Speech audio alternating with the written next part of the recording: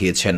নবী করিম সাল্লাল্লাহু আলাইহি সাল্লাম মাঝে মধ্যেই তার সাহাবীদের কাছে অনেক শিক্ষামূলক গল্প বলতেন এবং তিনি তার উম্মতকে এই সমস্ত শিক্ষামূলক গল্প বলার অনুমতি দিয়েছেন।